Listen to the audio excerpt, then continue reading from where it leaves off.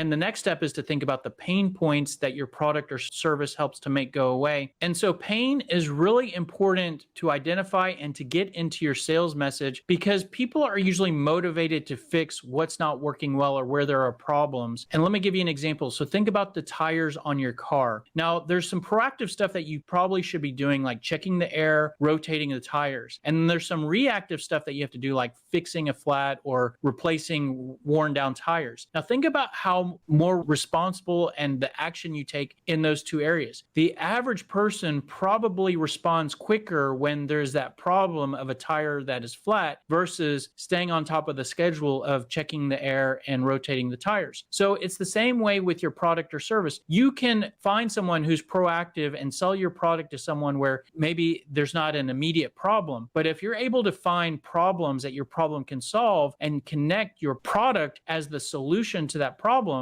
you can improve your ability to communicate effectively, generate leads, and close deals. So that's what we're doing here. Now, we're not just thinking about, okay, just generally, what are the pain points that my product helps to solve? We are thinking about what are the pain points that the product can solve for the particular target buyer type for this sales message. And this step is actually easier than the last step of brainstorming benefits, because we can use a trick for our brainstorming. There is an inverse relationship between the benefits your product resolves and the pain points you make go away. Let me give you an example. So if you sell a pillow that helps someone to sleep at night, the benefit is that they sleep like a baby and they sleep better. Well, what is the opposite of sleeping better at night? The opposite is tossing and turning. So if you brainstorm your product to find benefits such as sleeping better at night, you can look at that and say, what is the opposite of that? And usually come up with an inversely related pain point, which is tossing and turning. So if you come up with 3 to 6 good benefits, you should be able to come up with 3 to 6 opposite pain points for each improvement.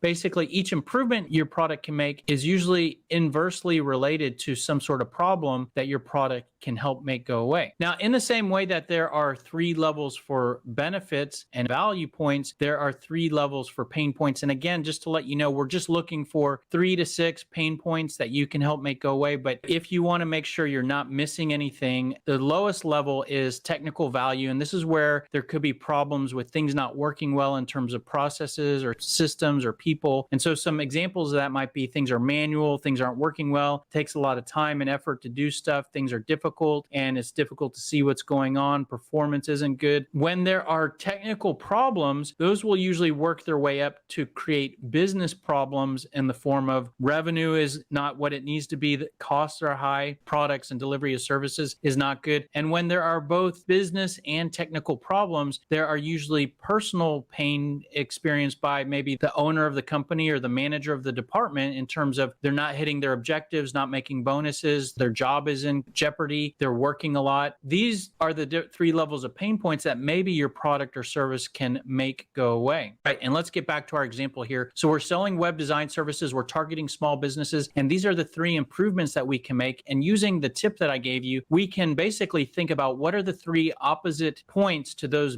benefits there, and here are 3 opposite points. So if we help to increase revenue through the website, there's a need to generate more revenue through the website. If we improve conversion rates, then the problem is that the website visitors aren't converting in terms to customers, and at least not at the level that they need. So that's an example there with the 3 benefits led us to 3 related pain points.